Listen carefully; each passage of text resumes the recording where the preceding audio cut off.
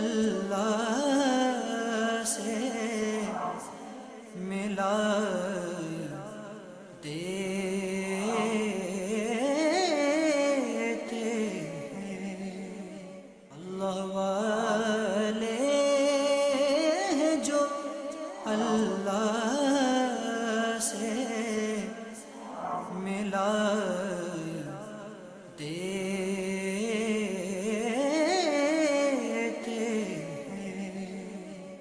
اللہ رب العالمین والصلاة والسلام علی سید المرسلین اما بعد فاعوذ باللہ من الشیطان الرجیم بسم اللہ الرحمن الرحیم الصلاة والسلام علیک یا رسول اللہ وعلی آلک واصحابک یا حبیب اللہ الصلاة والسلام علیک یا نبی اللہ وعلی آلک واصحابک یا نور اللہ۔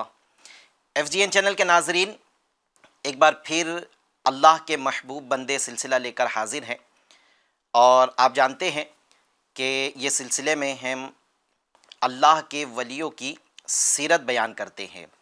ہر ایپیسوڈ میں ہم کسی نئے ٹاپک کے ساتھ میں کسی نئے ولی کی سیرت آپ کے سامنے پیش کرتے ہیں۔ آج بھی انشاءاللہ عز و جل ایک بڑی عظیم علمی روحانی شخصیت جو ولایت کے اعلیٰ منصب پر بھی فائز ہے، ان کا انشاءاللہ عز و جل ذکر خیر سنیں گے۔ اس سے پہلے آئیے درود پاک کی ایک فضیلت سنتے ہیں۔ اللہ پاک کے آخری نبی محمد عربی صلی اللہ تعالی علیہ وسلم کا فرمان جنت نشان ہے، جو 1000 مرتبہ مجھ پر درود پاک پڑھے گا وہ اس وقت تک نہیں مرے گا جب تک جنت میں اپنا مقام نہ دیکھ لے۔ صلو علی الحبیب صلی اللہ تعالی علی محمد صلی اللہ تعالی علیہ وسلم۔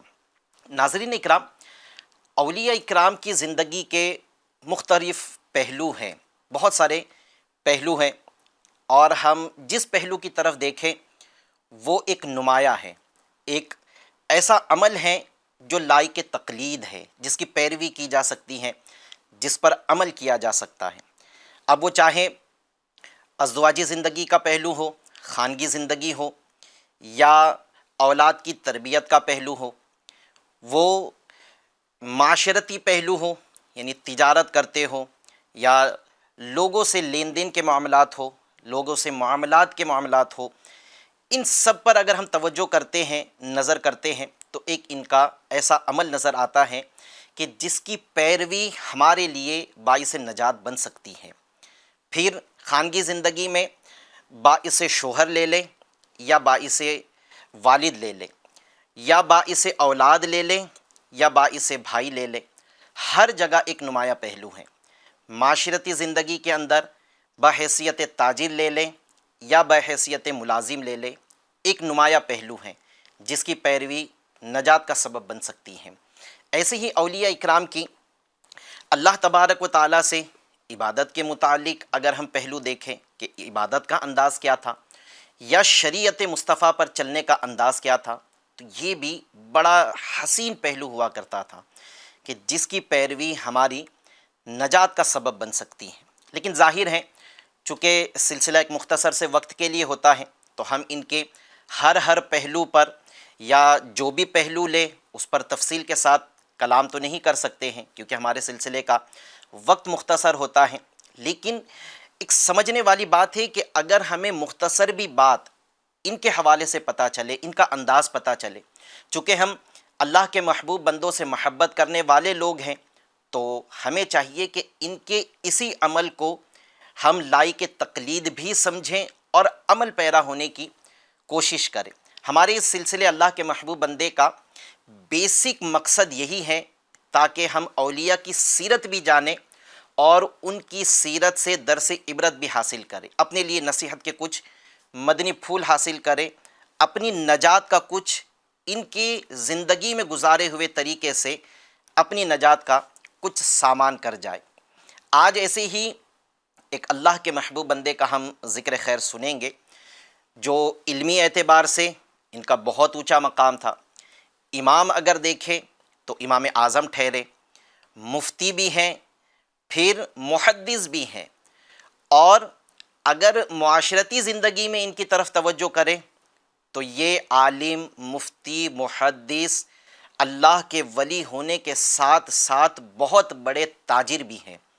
پھر تجارت بھی ایسی کہ تجارت کرنے کا حق ادا کیا، معاملات ایسے کہ جنہوں نے آپ کے ساتھ معاملات کیے وہ کہہ اٹھے کہ معاملات کا انداز، لین دین کا انداز انہی کے انداز کی طرح ہونا چاہیے۔ اس طرح کے آپ کے لوگوں کے ساتھ لین دین کے معاملات رہیں۔ متقی بھی ہیں، پرہیزگار بھی ہیں، عبادت گزار بھی ہیں، کم بولنے والے بھی ہیں، اور حسن اخلاق کے پیکر بھی ہیں، اور اتنی ساری خوبیاں، اتنے سارے فضائل، اتنے سارے خصائص کی وجہ سے اللہ کے پیارے محبوب صلی اللہ تعالیٰ علیہ وسلم کی بارگاہ میں آپ کا مقام بھی ہوا۔ انشاءاللہ عز و جل ان شخصیت کے بارے میں کہ کچھ باتیں ایسی سنیں گے کہ اللہ کے پیارے حبیب صلی اللہ علیہ وسلم کی بارگاہ میں کیا مقام حاصل ہوا۔ پھر جیسے میں نے علمی اعتبار سے بتایا کہ علمی اعتبار سے یہ عالم بھی ہیں، امام ایسے کہ امام اعظم ٹھہرے، تو ان کے بارے میں انشاءاللہ عز و جل ان کی زندگی کے یہ مختلف پہلوؤں کو آپ کے سامنے بیان بھی کرتا ہوں، اور ہر پہلو سے کچھ نصیحت کے مدنی پھول بھی انشاءاللہ عز و جل چننے کی کوشش کریں گے۔ مقصد صرف سن کر اپنے دل کو محظوظ کرنا نہیں ہے، بلکہ سن کر اپنی زندگی میں کچھ تبدیلی لانا ہے، کچھ چینجز لانا ہے، تاکہ ان کے نقش قدم پر چلنا ہماری قبر و آخرت کے بہتر ہونے کا کچھ سبب بن جائے۔ ظاہر ہے آپ میرے یہ ابتدائی کلام سے سمجھ گئے ہوں گے کہ ہم کس شخصیت کا ذکر کریں گے اور کیوں کریں گے، یہ بھی انشاءاللہ عز و جل ناظرین آپ سمجھ جائیں گے یقیناً۔ اور یہ انشاءاللہ عز و جل میں ان کا نسب، ان کی کنیت، ان کا حقیقی نام بیان کروں گا، تو اسی میں آج ان کے سیرت بیان کرنے کا، اللہ کے اس محبوب بندے کا ذکر کرنے کا مقصد بھی آپ کے سامنے واضح ہو جائے گا انشاءاللہ عز و جل۔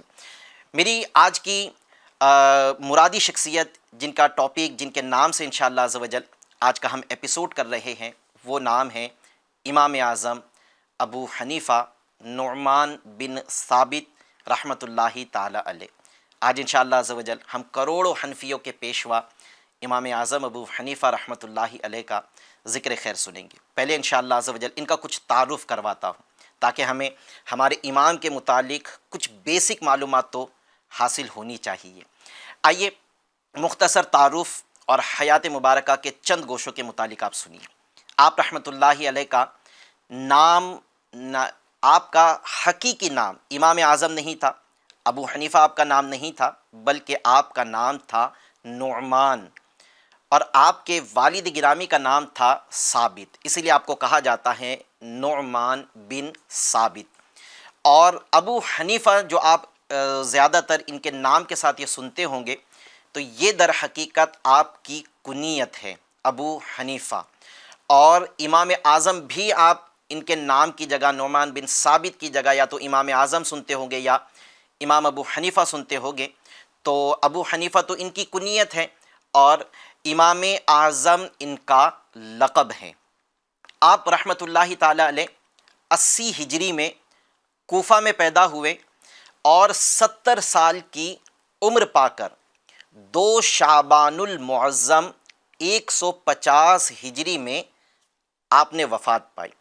ناظرین آپ سمجھ گئے ہوں گے کہ آج ان کا تذکرہ کرنے کا مقصد کیا ہے۔ ان کا تذکرہ ہم اس لیے کر رہے ہیں کہ یہ شعبان المعظم کا مبارک مہینہ جاری ہے، اور شعبان المعظم ہی میں حضرت امام اعظم ابو حنیفہ رحمۃ اللہ تعالی علیہ نے اس دنیا سے وفات پائی تھی، اور وہ 2 شعبان کی تاریخ تھی۔ آج بھی بغداد شریف کے قبرستان خیزران میں آپ کا مزار فائز الانوار مرجع خلائق ہے۔ کئی عاشقان رسول جو بغداد معلیٰ کی حاضری کے لیے جاتے ہیں، تو وہ امام اعظم ابو حنیفہ کی بارگاہ میں حاضری ضرور دیتے ہیں۔ ائمہ اربعہ یعنی چاروں امام، امام اعظم ابو حنیفہ، امام شافعی، امام مالک اور امام احمد بن حنبل، یہ 4 امام ہیں جو برحق ہے، اور ان چاروں کے خوش عقیدہ مقلدین بھی آپس میں بھائی بھائی ہیں۔ سیدنا امام اعظم ابو حنیفہ ان چاروں امام میں سب سے زیادہ بلند مقام و مرتبہ رکھتے ہیں، اور اس کی ایک وجہ یہ بھی ہے کہ ان چاروں امام میں صرف اور صرف آپ واحد ایک ایسے امام ہیں جو تابعی بھی ہیں۔ بقیہ امام یہ تبع تابعین کی کیٹیگری میں آتے ہیں، لیکن حضرت امام اعظم ابو حنیفہ یہ تابعی بزرگ بھی ہے۔ تابعی بزرگ کسے کہتے ہیں؟ جس نے ایمان کی حالت میں کسی صحابی سے ملاقات کی ہو اور ایمان ہی کی حالت میں اس دنیا سے رخصت ہوا ہو، وہ تابعی کہلاتے ہیں۔ تو آپ رحمت اللہ تعالی علیہ نے مختلف روایات کے تحت چند صحابہ کرام سے ملاقات کا شرف حاصل کیا ہے، اور بعض صحابہ کرام علیہم الرضوان سے براہ راست سرور کائنات صلی اللہ علیہ وسلم کے ارشادات بھی سنے ہیں۔ یعنی وہ بلا واسطہ نہیں کہ فلاں سے اس طرح نہیں، بلکہ آپ نے چند صحابہ کرام سے ملاقات کا شرف بھی حاصل کیا، اس لیے تابعی ہوئے، اور آپ نے ان چند صحابہ میں سے کچھ صحابہ کرام علیہم الرضوان سے ان کی زبان سے، ان صحابہ کرام کی زبان سے نبی پاک صلی اللہ علیہ وسلم کے فرامین بھی سنے ہیں۔ ناظرین اکرام، جیسے میں نے تمہید کے طور پر آپ کو امام اعظم ابو حنیفہ کی کچھ خصوصیات بیان کی کہ آپ عالم بھی ہیں، امام بھی ہیں، مفتی بھی ہیں، محدث بھی ہیں، تاجر ہیں تو متقی بھی ہیں، پرہیزگار بھی ہیں، اور علمی مقام بھی رکھتے ہیں، اور یہ ساری خصوصیات و فضائل کی وجہ سے اللہ کے پیارے حبیب صلی اللہ تعالیٰ علیہ وسلم کے حضور آپ کو مقام و مرتبہ بھی حاصل ہوا۔ اس کی جھلک دیکھنے کے لیے میں آپ کے سامنے ایک روایت عرض کرتا ہوں کہ حضرت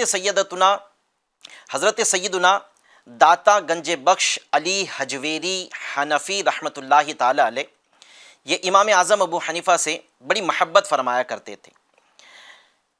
آپ رحمۃ اللہ تعالی علیہ فرماتے ہیں، یعنی سیدنا داتا گنج بخش رحمۃ اللہ تعالی علیہ فرماتے ہیں کہ میں ایک روز سفر کرتا ہوا ملک شام میں مؤذن رسول حضرت سیدنا بلال رضی اللہ تعالی عنہ کے روض مبارک پر حاضر ہوا۔ وہاں میری آنکھ لگ گئی اور میں نے اپنے آپ کو مکہ معظمہ زادہ اللہ شرفا و تعظیما میں پایا۔ آپ نے خواب دیکھا کہ میں دمشق میں نہیں بلکہ میں مکہ معظمہ میں ہوں۔ کیا دیکھتا ہوں کہ سرکار دو عالم صلی اللہ تعالی علیہ وسلم قبیلہ بنی شیبہ کے دروازے پر موجود ہیں، اور ایک عمر رسیدہ شخص کو کسی چھوٹے بچے کی طرح اٹھائے ہوئے ہیں۔ ہے عمر میں وہ شخص بڑے عمر رسیدہ ہیں، لیکن اللہ کے حبیب صلی اللہ علیہ وسلم نے انہیں ایسے اٹھایا ہے گویا چھوٹے بچے کو اٹھائے ہوں۔ میں فرط محبت سے بے قرار ہو کر آپ صلی اللہ تعالیٰ علیہ وسلم کی طرف بڑھا، اور آپ صلی اللہ علیہ وسلم کے مبارک قدموں کو بوسہ دیا۔ کہتے ہیں کہ دل ہی دل میں اس بات پر بڑا حیران بھی تھا کہ یہ ضعیف شخص کون ہے جسے نبی رحمت صلی اللہ علیہ وسلم نے اس محبت کے ساتھ اپنے گود میں اٹھایا ہے۔ اتنے میں اللہ کے محبوب دانہ غیوب صلی اللہ علیہ وسلم قوت باطنی اور علم غیب کے ذریعے میری حیرت اور میرے تعجب کی کیفیت کو جان گئے، اور مجھ سے فرمایا یہ ابو حنیفہ ہے اور تمہارے امام ہیں۔ تو ناظرین، حضرت سیدنا امام اعظم ابو حنیفہ رحمۃ اللہ تعالی علیہ کا مقام آپ نے سنا کہ اللہ کے پیارے حبیب صلی اللہ علیہ وسلم نے انہیں فرط محبت سے اٹھایا ہوا تھا۔ داتا گنج بخش رحمۃ اللہ علیہ فرماتے ہیں کہ اپنا یہ خواب بیان کرنے کے بعد فرماتے ہیں کہ اس سے مجھے یہ بات معلوم ہوئی کہ حضرت سیدنا امام اعظم ابو حنیفہ کا شمار ان لوگوں میں سے ہے جن کے اوصاف شریعت کے قائم رہنے والے احکام کی طرح قائم و دائم ہیں، یعنی ان کے اوصاف شریعت کے مطابق ایسے قائم ہیں جیسے شریعت کے احکام قائم ہیں، ان کے اوصاف اس طرح سے قائم ہیں۔ یہی وجہ ہے کہ حسن اخلاق کے پہکر محبوب رب اکبر صلی اللہ علیہ وسلم ان سے اس قدر محبت فرماتے ہیں، اور آپ صلی اللہ علیہ وسلم کو امام اعظم رحمۃ اللہ تعالی علیہ سے جو محبت ہے، اس سے یہ نتیجہ بھی نکلتا ہے کہ جس طرح آپ علیہ الصلاۃ والسلام سے خطا ممکن نہیں۔ یہ کون کہہ رہے ہیں؟ یہ داتا گنج بخش علی حجویری رحمۃ اللہ تعالی علیہ اپنی کتاب کشف المحجوب میں لکھتے ہیں کہ یہ محبت سے یہ نتیجہ نکلتا ہے کہ جس طرح آپ علیہ الصلاۃ والسلام سے خطا ممکن نہیں، کیونکہ اللہ کے انبیاء یہ معصوم ہیں اور ہمارے نبی تو انبیاء کے بھی سردار ہیں، تو جب انبیاء کرام علیہ الصلاۃ والسلام سے خطا ممکن نہیں تو نبی رحمت صلی اللہ علیہ وسلم سے خطا کیسے ہو سکتی ہیں؟ تو نبی پاک صلی اللہ علیہ وسلم اور انبیاء جس طرح خطا سے پاک ہے، ان سے خطا ہونا ممکن ہی نہیں، اسی طرح اللہ عز و جل اور رسول اللہ صلی اللہ علیہ وسلم کے کرم سے حضرت سیدنا امام اعظم ابو حنیفہ سے بھی خطا نہیں ہو سکتی کہ اللہ نے انہیں خطا سے محفوظ فرمایا۔ یہ اللہ کے ولی ہیں، گناہ سے معصوم نہیں، خطا سے معصوم نہیں، لیکن اللہ پاک نے ان بندوں کو، اپنے محبوب بندوں کو خطا سے محفوظ فرما دیا ہے۔ تو یہ نتیجہ حضرت امام اعظم ابو حنیفہ کے متعلق حضرت سیدنا داتا گنج بخش رحمۃ اللہ تعالی علیہ نکالتے ہوئے تحریر کرتے ہیں۔ ناظرین اکرام، میں کچھ اور واقعہ عرض کرتا ہوں جس سے یہ بات پتہ چلے گی کہ نبی پاک صلی اللہ علیہ وسلم نے امام اعظم ابو حنیفہ کی پیشن گوئی اپنے دور میں بھی فرمائی، محبت کا اظہار بھی اس سے ظاہر ہوتا ہے، اور یہ بات پتہ چلتی ہے کہ ہمارے امام اعظم ابو حنیفہ علمی مقام و مرتبے میں بہت اونچا مقام رکھتے تھے۔ چنانچہ آپ صلی اللہ علیہ وسلم نے ایک غیب کی خبر دیتے ہوئے یہ ارشاد فرمایا، لو کان العلم بثریا لتناولہ اناس من ابناء فارس، یعنی ہمارے نبی صلی اللہ علیہ وسلم ارشاد فرماتے ہیں کہ علم اگر ثریا پر معلق ہوتا تو اولاد فارس سے کچھ لوگ اسے وہاں سے بھی حاصل کر لیتے، وہاں سے بھی لے آتے۔ حضرت سیدنا امام ابن حجر مکی رحمۃ اللہ علیہ ارشاد فرماتے ہیں، اس حدیث پاک سے امام اعظم ابو حنیفہ رحمۃ اللہ علیہ کی ذات بابرکت مراد ہے، اس میں اصلاً شک نہیں ہے، کیونکہ آپ رحمۃ اللہ علیہ یعنی امام اعظم ابو حنیفہ رحمۃ اللہ علیہ کے زمانے میں اہل فارس میں سے کوئی شخص علم میں ان کے رتبے کو نہ پہنچا، یعنی اہل فارس میں ایسا کوئی شخص امام اعظم ابو حنیفہ رحمۃ اللہ تعالیٰ علیہ کے علمی مقام کو نہیں پہنچا ہے، جو مقام و مرتبہ علم میں ہمارے امام اعظم ابو حنیفہ کا تھا۔ بلکہ آپ لکھتے ہیں کہ آپ کے مقام و مرتبے کی تو بات بہت اعلیٰ ہے، بلکہ آپ کے شاگردوں کے علمی مرتبے تک بھی اہل فارس نے رسائی نہیں کی۔ اہل فارس میں کوئی ایسا نہیں جو امام اعظم ابو حنیفہ کو تو جانے دے، یہ بہت بڑا مقام رکھتے ہیں، ان کے شاگردوں تک بھی رسائی نہیں کر سکتا۔ اور اس میں سرور عالم صلی اللہ علیہ وسلم کا کھلا معجزہ ہے کہ آپ صلی اللہ علیہ وسلم نے غیب کی خبر دی، جو ہونے والا ہے وہ ابھی سے بتا دیا۔ تو اس سے یہی بات آخذ کی جاتی ہے اس حدیث سے کہ یہ اشارہ جس اہل فارس کے لوگ کی طرف تھا وہ نبی پاک وہ ہمارے امام اعظم ابو حنیفہ رحمۃ اللہ تعالیٰ علیہ کی ذات تھی کہ ان کے مقام میں اہل فارس میں کوئی نہیں گزرا۔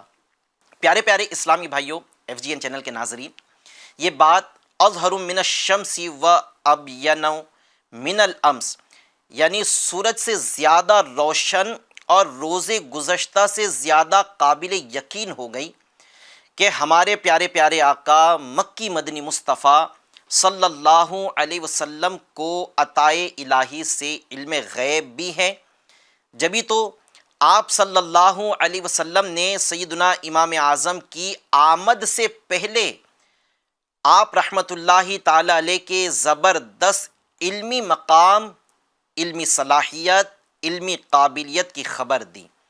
اب جیسا آپ صلی اللہ علیہ وسلم نے فرمایا ویسا ہی ظہور بھی ہوا کہ امام اعظم ابو حنیفہ رحمۃ اللہ علیہ اس دنیا میں تشریف لائے اور چہار سو آپ کی علمی شہرت کے ڈنکے بجنے لگے۔ آج دیکھیں، آپ کوفہ کے اندر پیدا ہوئے، کوفہ کے اندر تشریف لائے، اور آپ کے مقلدین، آپ کے ماننے والے پوری دنیا میں، ہند کے اندر بھی سب سے بڑی تعداد اگر مسلکی اعتبار سے، مذہبی اعتبار سے اگر دیکھا جائے تو ہمارے امام اعظم ابو حنیفہ کے پیروکار سب سے زیادہ ہے۔ ایسی دنیا میں اور بھی مختلف ممالک میں امام اعظم ابو حنیفہ کے بہت سارے پیروکار ہیں۔ ہر طرف آپ کی وجہ سے علم کی روشنی پھیل گئی تو ہر طرف آپ کے ماننے والے بھی آ گئے۔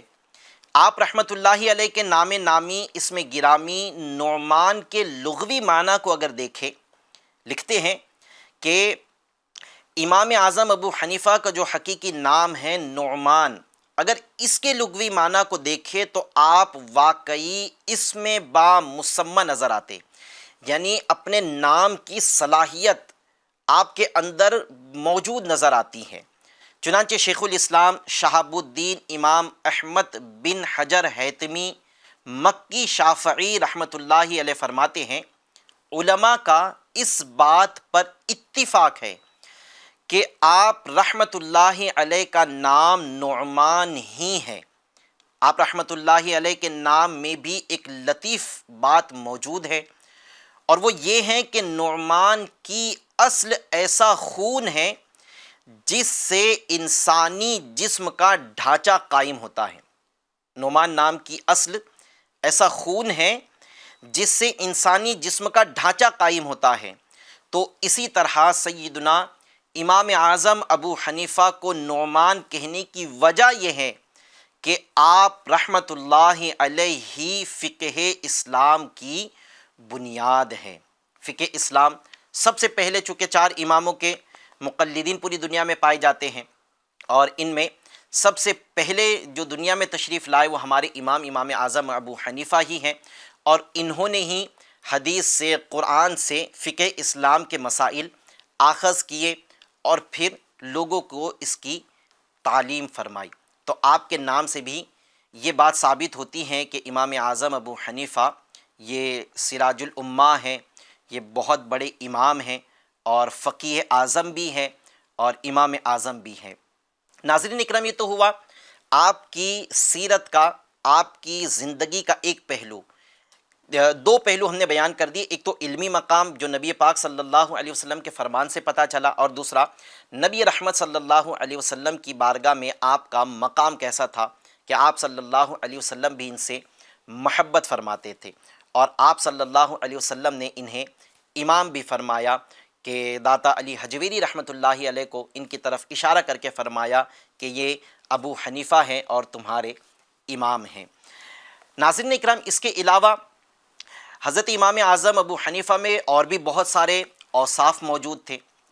حضرت سیدنا ابو نعیم رحمۃ اللہ تعالی علیہ فرماتے ہیں، امام اعظم ابو حنیفہ رحمۃ اللہ تعالی علیہ کی حیت، وہ حالت، یعنی آپ کا جسم کی بناوٹ، چہرہ، لباس اور جوتے، یہ بالکل اچھے ہوتے تھے، اور اپنے پاس آنے والے ہر شخص کی آپ مدد فرماتے تھے۔ یہ آپ کے اوصاف تھے۔ صاف ستھرے رہتے تھے، لباس ہو، جوتا ہو، سر کے بال ہو، چہرہ مبارک ہو، ہر چیز آپ کی نفاست سے بھری ہوئی ہوتی تھی، اور اپنے پاس آنے والے ہر شخص کی مدد کیا کرتے تھے۔ آپ رحمۃ اللہ علیہ کا قد درمیانہ تھا، نہ بہت زیادہ اونچے قد والے تھے، نہ بہت زیادہ پست قد تھے، بلکہ آپ کا قد درمیانہ تھا۔ تمام لوگوں سے زیادہ احسن انداز میں کلام فرماتے تھے۔ کلام بھی ایسا کہ سب لوگوں میں سب سے زیادہ احسن یعنی خوبصورت انداز سے کلام فرماتے تھے، اور کثرت سے خوشبو استعمال فرماتے تھے۔ جب باہر تشریف لاتے تو اچھی خوشبو سے پہچانے جاتے تھے۔ آپ ایسی خوشبو استعمال کرتے تھے کہ جب آپ اپنے حجرے سے یا مسجد سے باہر یا اپنی دکان سے باہر تشریف لاتے تو آپ کی خوشبو سے لوگ پہچان جاتے کہ امام اعظم ابو حنیفہ رحمۃ اللہ تعالیٰ علیہ فلاں فلاں جگہ سے باہر تشریف لائے ہیں۔ حضرت سیدنا امام اعظم ابو حنیفہ رحمۃ اللہ علیہ دن بھر علم دین کی اشاعت کے ساتھ ساتھ قرآن پاک کی تلاوت اور ساری رات عبادت و ریاضت میں بسر کرتے تھے۔ یعنی دیکھیں کہ عبادت کا انداز کیا تھا آپ کا، علمی اعتبار سے لوگوں کو پڑھانا یہ ایک آپ کی مصروفیت تھی، اور شب و روز آپ کے کیسے گزرتے، اللہ کی عبادت آپ کیسے کیا کرتے تھے۔ اس کے بارے میں حضرت مسعر بن کدام رحمۃ اللہ تعالی علیہ فرماتے ہیں کہ میں ایک مرتبہ امام اعظم ابو حنیفہ رحمۃ اللہ تعالی علیہ کی مسجد میں حاضر ہوا، دیکھا کہ نماز فجر ادا کرنے کے بعد آپ رحمۃ اللہ علیہ لوگوں کو سارا دن علم دین پڑھاتے رہتے۔ اس دوران صرف نماز کے وقفے ہوتے اور بقیہ وقت میں آپ لوگوں کو تعلیم دیتے، علم دین سکھاتے۔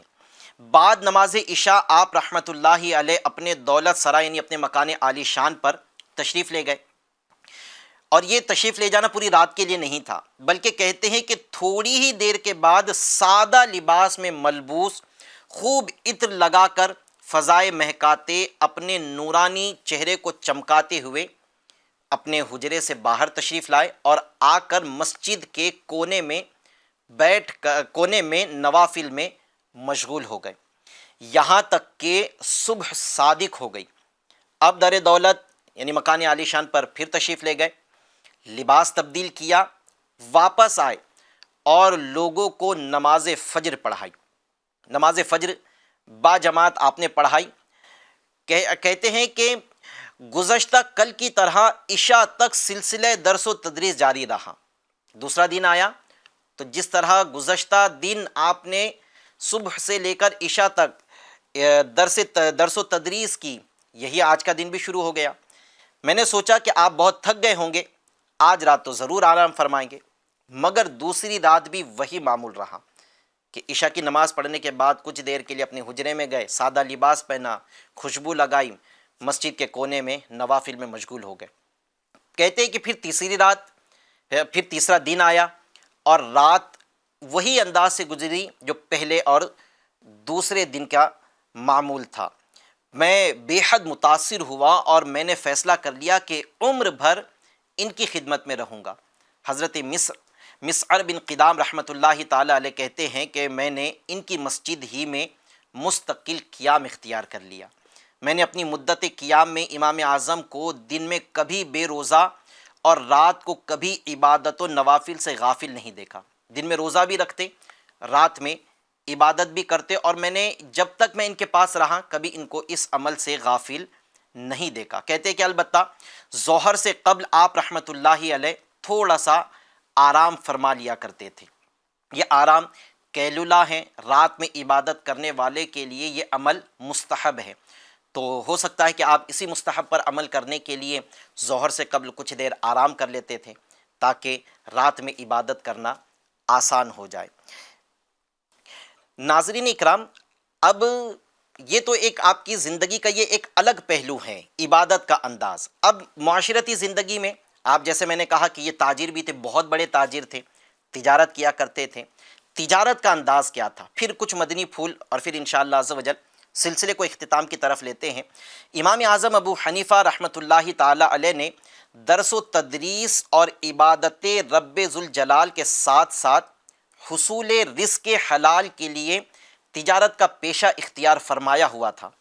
آپ رحمۃ اللہ تعالی علیہ تجارت میں بھی لوگوں سے بھلائی، خیر خواہی اور آسانی، لوگوں کے لیے ہمدردی، شرعی اصولوں کی نہ صرف خود پاسداری فرماتے بلکہ اپنے ساتھ کام کرنے والوں کو بھی اس کی تاکید کرتے تھے۔ یہ سارے اوصاف تھے تجارت کرتے ہوئے کہ آپ ہمدردی بھی کیا کرتے تھے، خیر خواہی بھی کرتے تھے، سچ بھی بولتے تھے، اور اپنے ساتھ کام کرنے والوں کو بھی اس کی تعلیم فرماتے تھے۔ حضرت سیدنا حفص بن عبد الرحمن رحمۃ اللہ علیہ، یہ سیدنا امام اعظم ابو حنیفہ رحمۃ اللہ تعالی علیہ کے ساتھ تجارت کرتے تھے اور انہیں مال تجارت بھیجا کرتے۔ ایک بار ان کے پاس کچھ سامان بھیجتے ہوئے فرمایا اے حفص، یعنی امام اعظم ابو حنیفہ نے کچھ سامان بھیجا تو فرمایا اے حفص، فلاں کپڑے میں کچھ عیب ہے، جب تم اسے فروخت کرو، جب تم اسے کسی گاہک کو دینے لگو تو اس کا عیب بیان کر دینا، جو اس کپڑے میں عیب ہے وہ ظاہر کر دینا۔ حضرت سیدنا حفص رحمۃ اللہ علیہ نے مال تجارت فروخت کر دیا اور بیچتے ہوئے عیب بتانا بھول گئے۔ یہ بھی اللہ کے ولی ہیں، انہوں نے جان بوجھ کر ایسا نہیں کیا، توجہ سے بات نکل گئی ہوگی۔ آپ نے بھولے میں بغیر عیب بتائے وہ کپڑا فروخت کر دیا، اور یہ بھی یاد نہ رہا کہ کس کو بیچا ہے۔ حالت یہ تھی کہ آپ کو یہ بھی یاد نہیں رہا کہ میں نے وہ کپڑا کس کو بیچا ہے۔ جب امام اعظم ابو حنیفہ رحمۃ اللہ تعالی علیہ کو علم ہوا کہ وہ کپڑا بغیر اس کا عیب ظاہر کیے ہوئے کسی گاہک کو فروخت کر دیا گیا ہے، تو آپ نے تمام کپڑوں کی قیمت صدقہ کر دی۔ آپ نے اس میں سے کچھ بھی نہیں رکھا، بلکہ وہ ساری کے ساری رقم آپ نے صدقہ کر دی۔ یہ ہے تجارت کا انداز ہمارے امام اعظم ابو حنیفہ رحمۃ اللہ تعالی علیہ کا۔ کچھ ناظرین، جیسے اللہ کے نیک بندوں کی سیرت بیان کرنے کا ہمارا مقصد کیا ہے کہ ہم ان کی سیرت سے درس عبرت حاصل کریں۔ آئیے میں کچھ عبرت کے مدنی پھول آپ کو انہی کے اس واقعے سے جو ملتے ہیں وہ عرض کرتا ہوں۔ آج مجھے ہو سکتا ہے کہ FGN چینل پر تاجر بھی سن رہے ہوں گے، کوئی بڑا تاجر ہوگا، کوئی چھوٹا تاجر ہوگا، کوئی کاروبار کرنے والا، کوئی ایسا کاروباری بھی ہوگا جو کسی کے ساتھ مل کر کاروبار کرتا ہے، کوئی جاب کرنے والا بھی ہوگا۔ ہر ایک کے لیے یہ مدنی پھول انشاءاللہ عز و جل قیمتی ثابت ہوں گے کہ ہم بھی تجارت کرتے ہیں، لیکن ہماری تجارت کا انداز کیا ہے؟ ہم کیا اپنے پاس جو مال ہے جسے ہم بیچنا چاہتے ہیں، تو کیا ہم اپنے اس مال میں اگر کوئی عیب ہے تو کیا وہ بیچنے سے پہلے گاہک کو ظاہر کرتے ہیں؟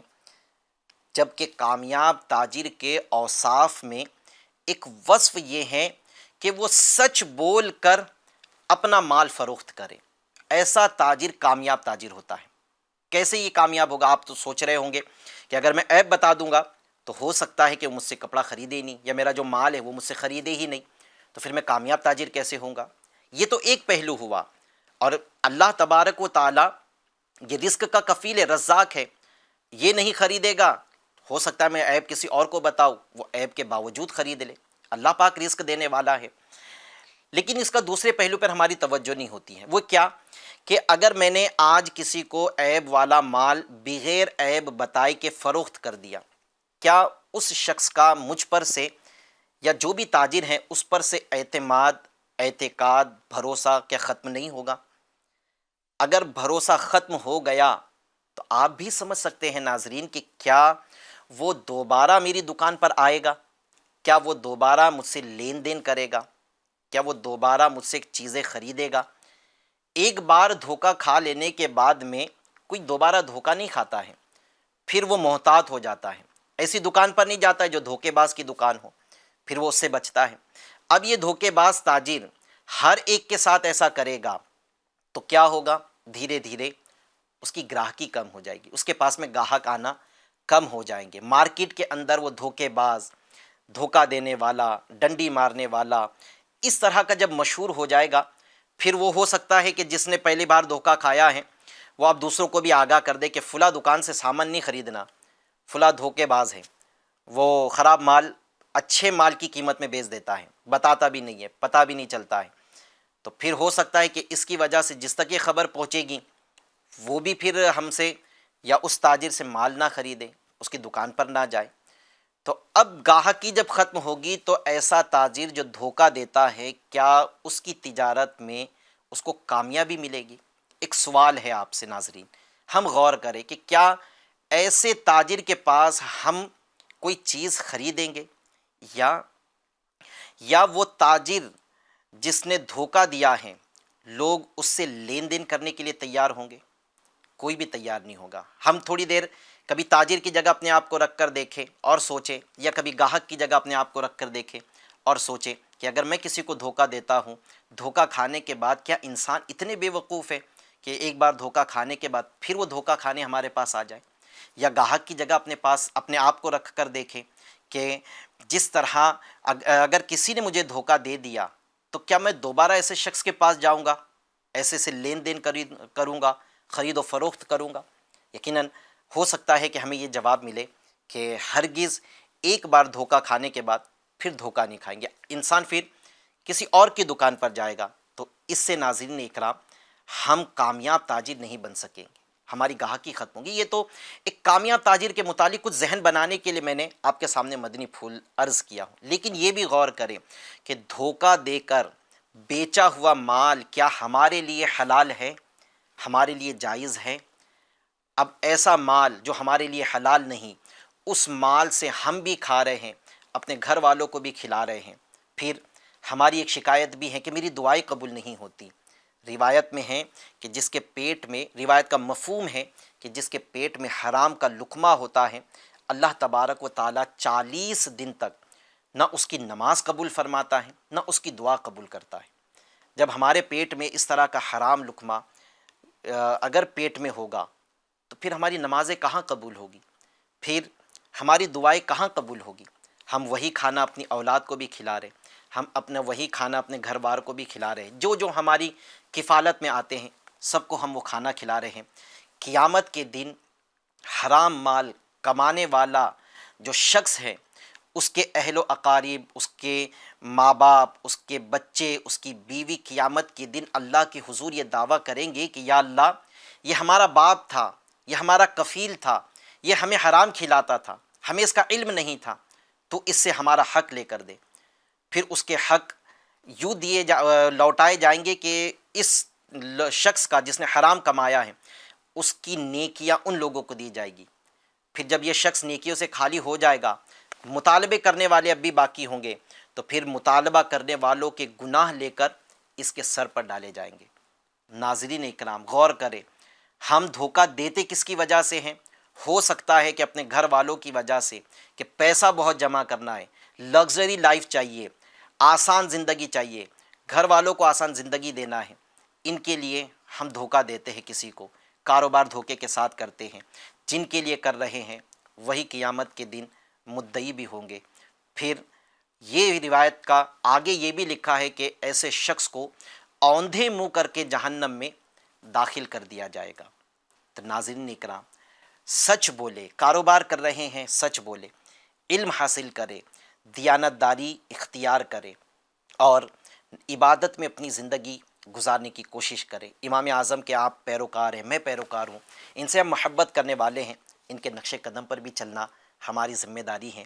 صرف ان سے محبت ہونا ہی کافی نہیں ہے، یہ انشاءاللہ فائدہ دے گی، لیکن حقیقی فائدہ تو ان کے نقش قدم پر چلنے میں ہے۔ آپ جتنی امام اعظم ابو حنیفہ عبادت کرتے تھے، اگر ہم اتنی عبادت نہیں کر سکتے، ہم کمزور ہیں، اتنی عبادت نہیں کر سکتے، تو کم از کم فرائض کی پابندی ہی ہم کر لیں، کوئی نماز ہماری قضا نہ ہو۔ اگر جتنا تقوی پرہیزگاری امام اعظم ابو حنیفہ میں تھی، اگر ہم اتنے متقی نہیں بن سکتے تو کم از کم اتنا ہی تقوی اختیار کر لے کہ ہم حرام کو چھوڑ دیں، حرام کو نہ دیکھیں، اور اللہ نے جو چیز ہمارے لیے جائز کی ہے ہم اسی کو اختیار کریں۔ آج کا ہمارا یہ سلسلے کا وقت ناظرین اب پورا ہوا، جو مدنی پھول تھے وہ بھی آپ نے سنے، نیت بھی فرما لے کہ اللہ کے محبوب بندوں کی زندگی اپنے لیے رہنمائے اصول بنا کر اگر زندگی گزاروں گا تو انشاءاللہ کامیابی ملے گی۔ اللہ عز و جل ہمیں کہنے اور سننے سے زیادہ عمل کرنے کی توفیق عطا فرمائے۔ سلسلے کا وقت مکمل ہوا، انشاءاللہ عز و جل آنے والی جمعہ کو پھر کوئی نیا سلسلہ، پھر ایک ایپیسوڈ نئے انشاءاللہ عز و جل کسی اللہ کی ولی کی سیرت پر لے کر حاضر ہوں گے۔ تب تک کے لیے اجازت دیجیے، مدنی FGN چینل دیکھتے رہیے، ہمارا یہ سلسلہ بھی دیکھیے، دوسروں کو اس کی دعوت بھی دیجیے۔ صلو علی الحبیب صلی اللہ تعالی علی محمد صلی اللہ علیہ وسلم۔ اللہ والے ہیں جو اللہ سے ملا دیتے ہیں۔ اللہ والے ہیں جو اللہ